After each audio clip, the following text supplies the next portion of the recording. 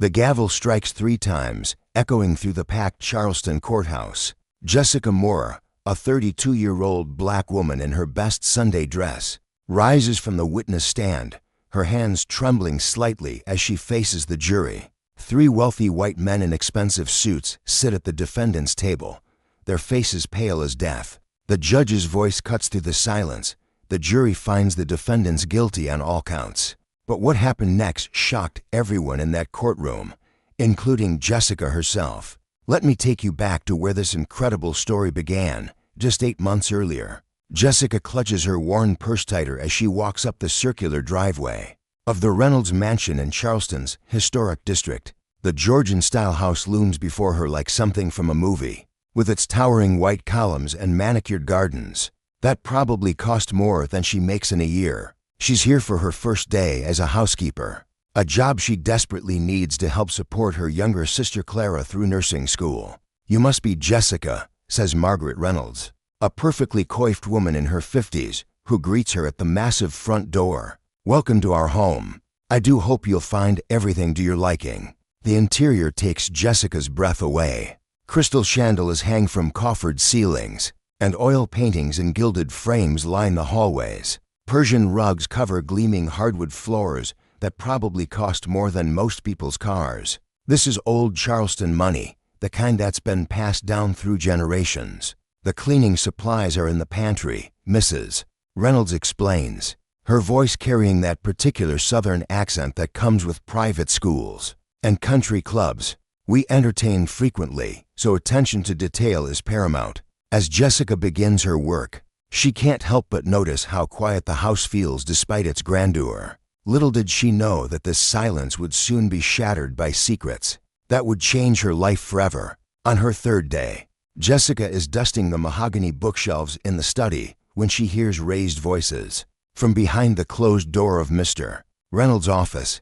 She freezes, not wanting to intrude, but the anger in the voices makes it impossible to ignore. The numbers don't add up. "Richard," a man's voice booms. "Where's the missing $100,000? "Keep your voice down, Gordon," comes Mr. Reynolds' reply, his usual smooth tone now strained. "The walls have ears in this house. Don't give me that. We agreed on full transparency. The Charleston Harbor project was supposed to be clean." Jessica's heart pounds as she realizes she's overhearing something she shouldn't. She tries to move away quietly, but her foot catches the edge of a small table, sending a decorative vase wobbling. The voices inside immediately fall silent. "What was that?" Gordon's voice, sharp with suspicion. Jessica holds her breath, pressing herself against the wall. After what feels like an eternity, the voices resume in hushed whispers she can't make out. That evening, as Jessica empties the waste baskets, she discovers something that makes her blood run cold. In Mr. Reynolds' office trash, beneath coffee filters and crumpled papers, she finds dozens of shredded documents. The pieces are small, but she can make out fragments: Harbor Development Authority, unauthorized payments, and what looks like bank account numbers. Her hands shake as she stares at the paper fragments. This decision would change everything, though she doesn't know it yet. Should she piece these together? Should she pretend she never saw them? The smart thing would be to forget about it, focus on keeping her job, and helping Clara finish school. But Jessica has never been one to turn away from the truth, even when it's dangerous. Over the next few days, she pays closer attention to the conversations happening around the house. She notices how Mr. Reynolds' business partners, Mr. Gordon and Mr. Clearwater, visit more frequently, always speaking in hushed tones behind closed doors. She observes how Mrs. Reynolds jumps at every phone call, how her hands shake when she thinks no one is looking. The breakthrough comes on a rainy Thursday evening. Jessica is working late, organizing the library, when she hears footsteps in the hallway. She dims the lights and moves toward the door, peering through the crack. Mr. Reynolds and Mr. Gordon are walking toward the study, their voices low but audible. "The inspector's been asking questions," Gordon says, his face grim in the lamplight. "Someone's been talking." "Impossible," Reynolds replies, but his confidence seems forced. "We've been careful.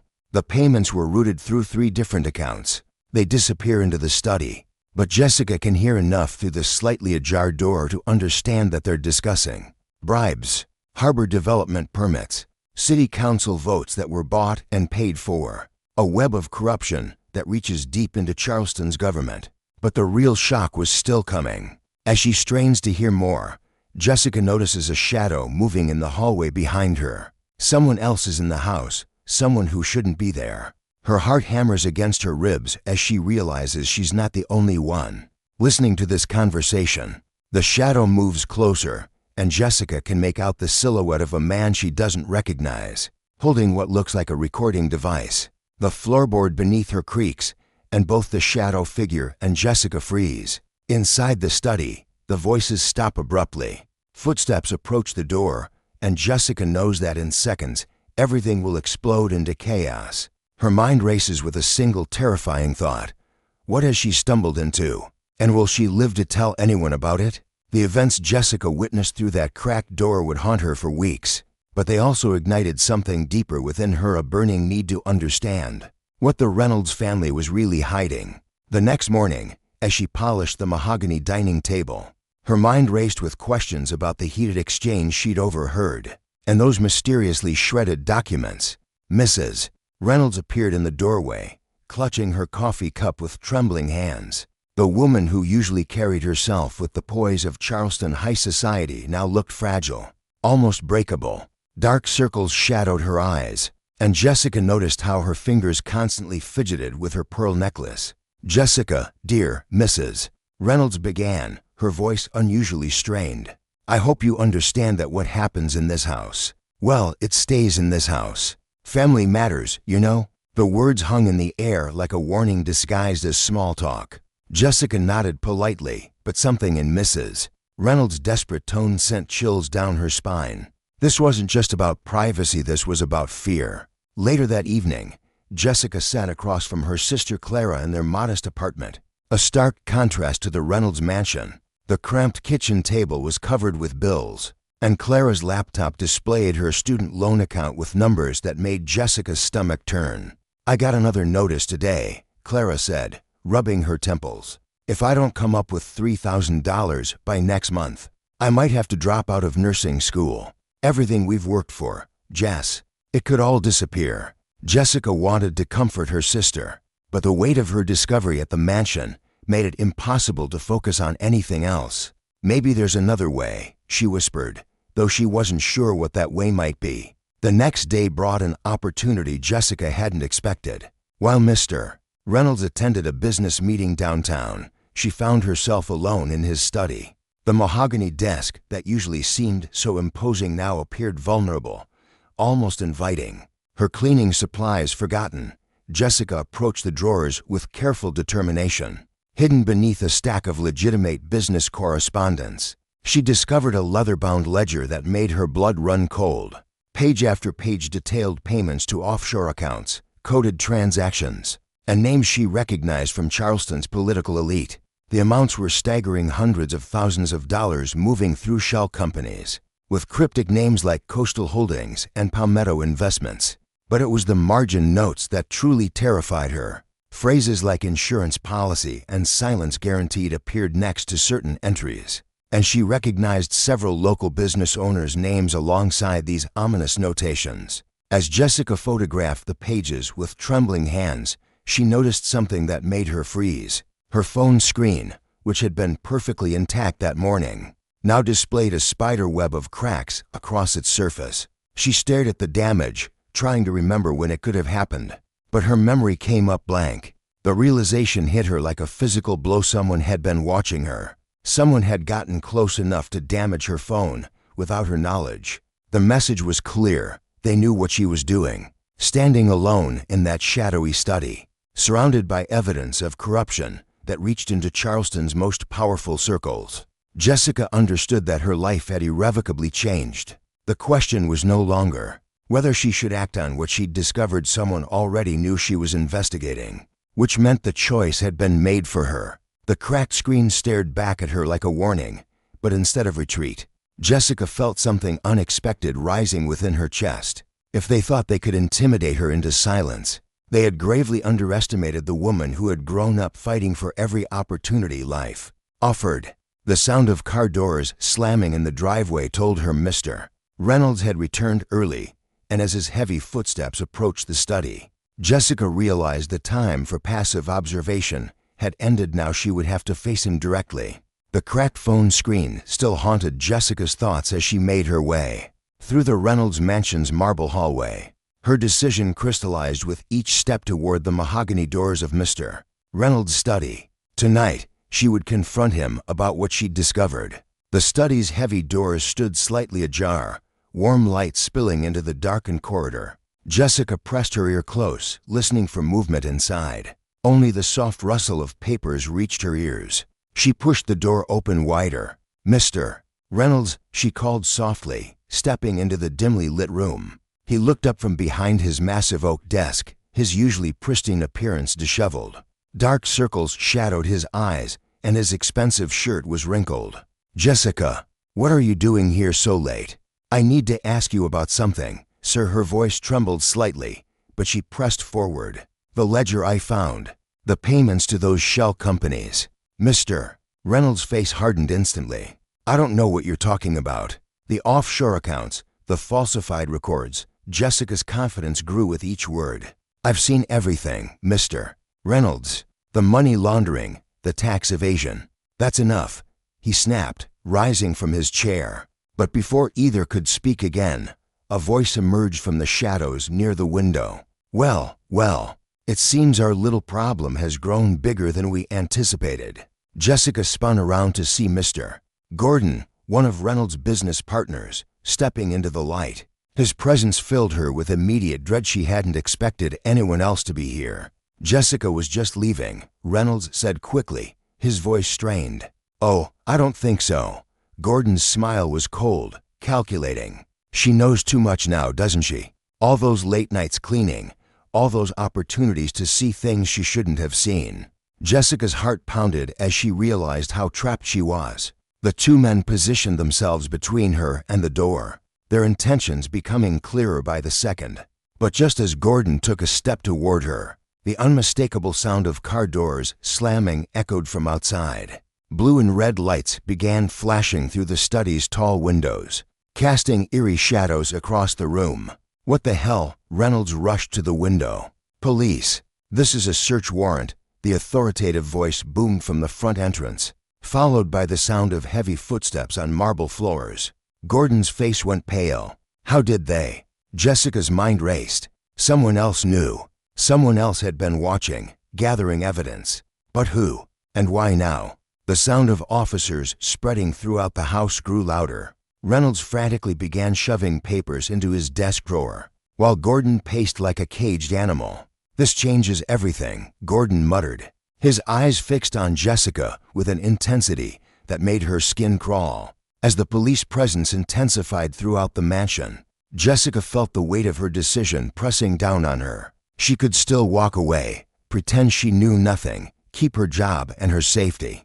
But the ledger, the documents, the evidence of real crimes, people were being hurt by these men's greed. "You know, Jessica," Gordon said quietly, moving closer as the sounds of the search continued around them, "accidents happen all the time. Young women slip on wet floors, fall down stairs, especially when they've been working too hard, staying up too late, seeing things that aren't really there." The threat hung in the air like poison. Jessica's breath caught in her throat as she realized the true danger she was in. Reynolds looked between Gordon and Jessica, his face a mask of barely controlled panic. "We need to be smart about this," he whispered urgently.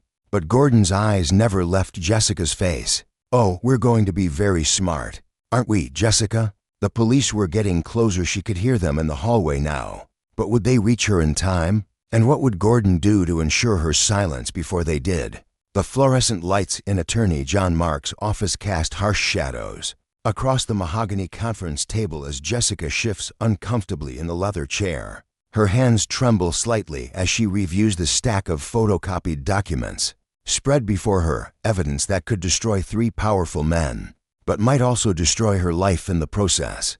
"Mrs. Moore, I need you to understand the gravity of what we're about to do," Attorney Mark says, his voice steady but intense. "Once you take that stand tomorrow, there's no going back. These men have resources, connections. They won't go down quietly."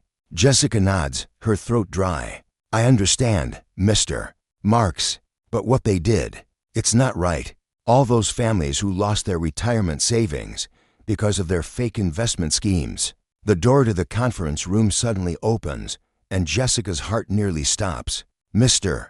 Reynolds himself stands in the doorway, his usually pristine appearance disheveled, his silver hair unkempt. Behind him, Attorney Marks' secretary looks apologetic. "I'm sorry," he insisted. "It's all right, Jana." Marks stands, his jaw tight. "Mr. Reynolds, you shouldn't be here." "5 minutes," Reynolds says, his eyes fixed on Jessica. "That's all I need." The room falls silent except for the distant hum of traffic from the street below. Jessica feels her pulse quicken as Reynolds approaches the table, pulling out an envelope from his jacket pocket. "Jessica, you've been a good employee. Loyal, hardworking." His voice carries that same smooth charm she remembers from her first day at the mansion. "There's $50,000 in this envelope. All you have to do is tell them you made a mistake, that you misunderstood what you saw." The envelope sits on the table between them like a loaded weapon. Jessica stares at it, thinking of Clara's eviction notice, the unpaid bills piling up at home. $50,000 could solve everything. But then she remembers Mrs. Patterson from down the street, who lost her life savings in Reynolds' bogus land development scheme. She thinks about the elderly couple who trusted their retirement to his investment firm, only to discover their money had been funneled into offshore accounts. "Get out," Jessica says quietly. Reynolds' mask of charm slips for just a moment, revealing something cold and calculating underneath. "You're making a mistake, Jessica. A very dangerous mistake. The only mistake I made was not speaking up sooner."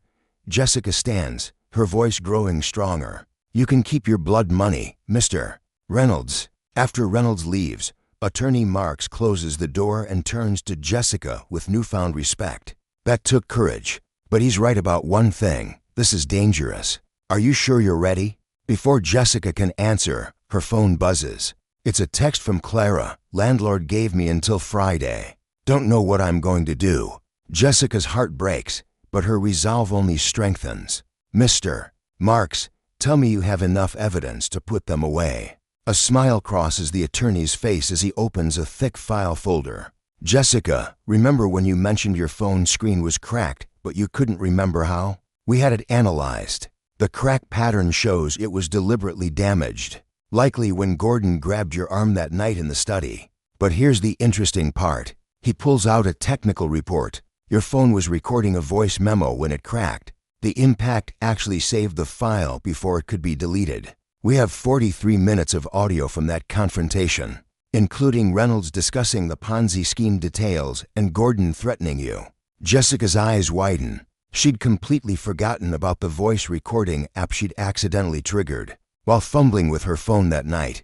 "There's more," Marks continues. "Those shredded documents you found? We had forensics specialists piece them together. Bank records, falsified investment reports, correspondence with offshore shell companies. It's all there.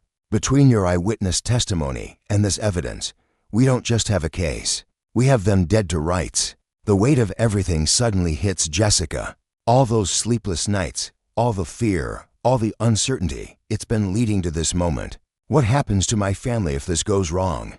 she asks, voicing her deepest fear. "Jessica, look at me." Marks leans forward. "What happens to hundreds of other families if we don't try? You're not just seeking justice for yourself. You're the voice for every person these men have stolen from." The next morning, Jessica stands before the imposing courthouse steps, photographers and reporters already gathering despite the early hour. Her sister Clara squeezes her hand. "You don't have to do this, Jess. We'll figure something else out." But Jessica knows there is no other way. As she pushes through the heavy courthouse doors, her heels echoing in the marble hallway, she feels the weight of every person counting on her testimony. The courtroom doors loom ahead, and beyond them, 3 men who thought they were untouchable wait to face the consequences of their crimes. Jessica takes a deep breath and reaches for the handle, knowing that in the next hour, everything will change forever. Jessica takes a deep breath as she settles into the witness chair, her hands trembling slightly as she places them on the wooden rail. The courtroom falls silent, every eye fixed on her. Attorney John Marks gives her an encouraging nod, and she knows this is the moment everything leads to. Ms. Moore, Marks begins gently. Please tell the court what you witnessed on the evening of March 15th. Jessica's voice starts soft but grows stronger with each word. I was cleaning the study when I heard raised voices. Mr. Reynolds was arguing with his partners, Mr. Gordon and Mr. Walsh, about moving money offshore. Her eyes find Mr. Reynolds in the defendant's chair, and she sees him shift uncomfortably. They were talking about falsifying environmental impact reports for the waterfront development project. The courtroom erupts in murmurs, but Jessica continues, her voice now steady and clear. I saw Mr. Gordon hand Mr. Reynolds a briefcase full of cash. He said, "This better make those EPA violations disappear, or we're all going down." As Jessica speaks, the camera captures flashback sequences of exactly what she witnessed that night. The shadowy study, the briefcase exchange, the heated conversation about bribing officials. Every detail she recounts matches the evidence Attorney Marks has compiled. And what happened next, Ms. Moore? Marks prompts. Mr. Reynolds took photos of documents with his phone and immediately started shredding the originals. When I tried to leave quietly, my phone fell and cracked against the doorframe. That's when they knew someone had been listening. Mr. Gordon's attorney objects, but the judge overrules. Jessica continues her testimony, describing how she secretly photographed the ledger, how she overheard phone calls about paying off city inspectors, how she witnessed the trio planning to destroy evidence of contaminated soil reports. The defense tries to discredit her, painting her as a disgruntled employee seeking attention. But Jessica remains unshaken. When they question her motives, she looks directly at the jury. I wasn't thinking about reward money or fame, she says, her voice breaking slightly. I was thinking about the families who would live in those contaminated buildings, the children who would play in those poisoned parks. My own sister struggles to pay rent because she can't afford to live anywhere safe. And these men were making those problems worse for everyone like us. The prosecution presents the evidence Jessica helped uncover, the photographed ledger, recorded phone conversations, financial records showing the illegal transactions. Each piece builds an undeniable case of corruption, environmental fraud, and conspiracy. When the verdicts are read 3 days later, Jessica sits in the gallery with Clara beside her, both women holding hands tightly. Guilty on all charges, the judge announces for each defendant. Mr. Reynolds receives 12 years, Mr. Gordon 10 years, and Mr. Walsh 8 years. The courtroom explodes with applause, and Jessica feels tears streaming down her face.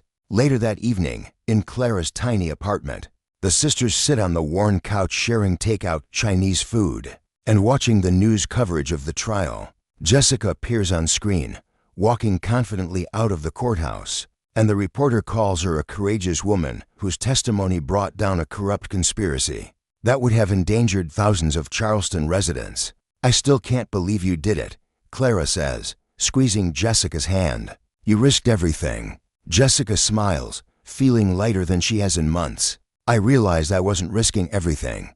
I was fighting for everything. For us, for our neighbors, for people who deserve better. The phone rings, and Clara answers with surprise in her voice. It's a job offer for Jessica from a local nonprofit organization focused on environmental justice, offering twice her previous salary. When Clara hangs up, both women are crying and laughing simultaneously. We're going to be okay, Clara whispers. Better than okay, Jessica replies, looking out the window at the Charleston skyline.